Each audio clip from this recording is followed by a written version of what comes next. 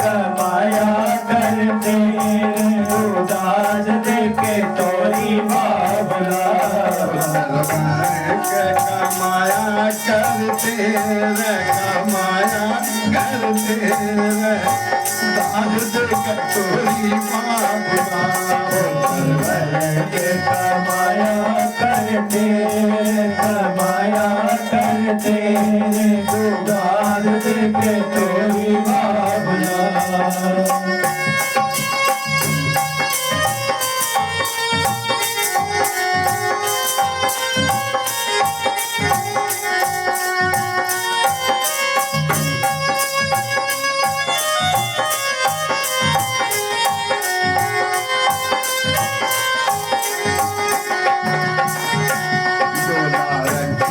बाबुल तेरे बेड़े बाबुल तेरे बेड़े डोली बिच की नोटोला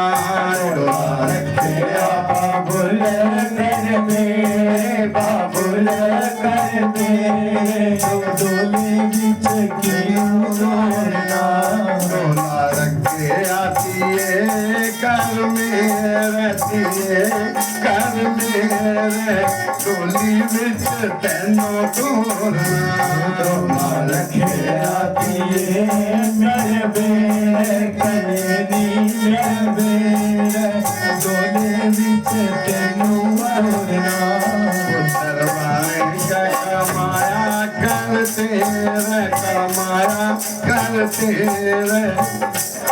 देख तोरी बाबला पुत्र बन के कमाया करते कमाया करते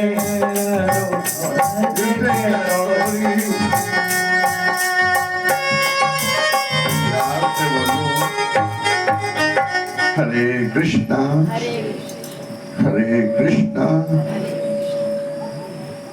आइए सुखदेव जी महाराज कहते राजा परीक्षित एक पशु होकर के भी जामावती इतने रोए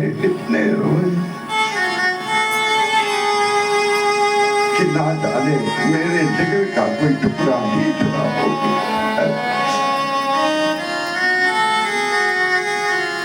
जैसे भी था बेटी को विदा किया।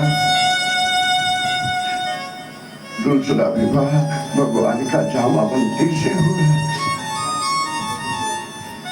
वो मणि जो थी वो जामावंत ने दाज में दे दी।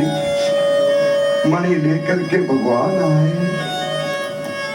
सत्यराजित से कहा ये तुम्हारी मणि है जिसके लिए मुझे कलंक लगाया है। सत्यराजित बड़े शर्मिंदा हुए। उसी सत्यराजित की बेटी है जिसका नाम है सत्याभामा। उसी सत्यराजित की बेटी जिसका नाम सत्याभामा है।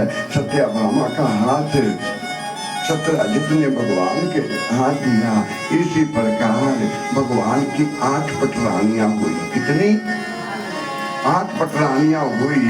और रुक्मणी सत्याभामा जामावंती कलिंदी मित्रवृंदा रोहिणी लक्ष्मणा और सत्या नाम की 8 पटरानियां हुई। भगवान के विवाह कितने हुए? 16,108। सुखदेव जी महाराज कहते एक भौमासुर नाम का राक्षस है।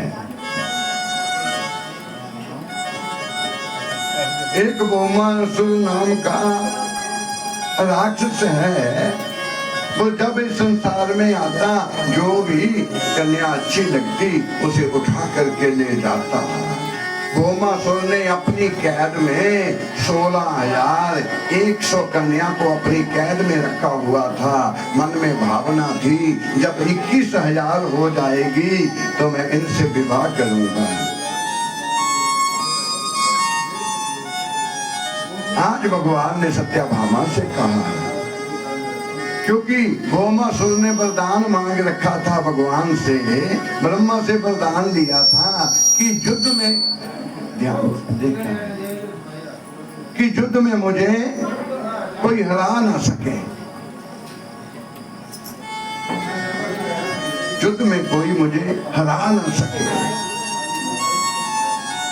और पृथ्वी के कुंडल और कवच भी लेकर के रखे थे प्यारे।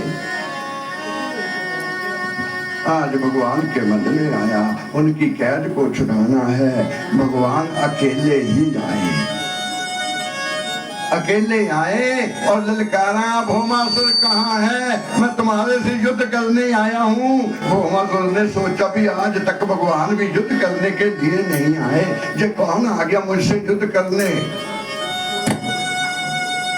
भौमासुर बाहर निकला, जैसे बाहर निकला भौमासुर प्यारे, कहा ग्वाले तुम मुझसे युद्ध करोगे।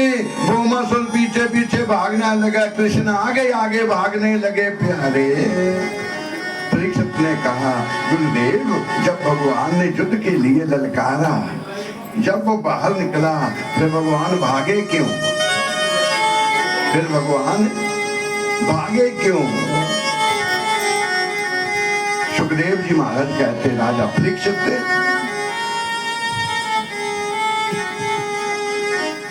जब देवासुर संग्राम होता था, देवताओं और दैत्यों के बीच में युद्ध होता था, तो देवता लोग जहाँ के राजाओं को निमंत्रण देते थे हमारी रक्षा करो। कई बार दशरथ सेना लेकर के गए, कई बार राजा मानधाता सेना लेकर के गए, कई बार हरिश्चंद्र सेना लेकर के गए, कई बार महाराजा जनक सेना लेकर के गए।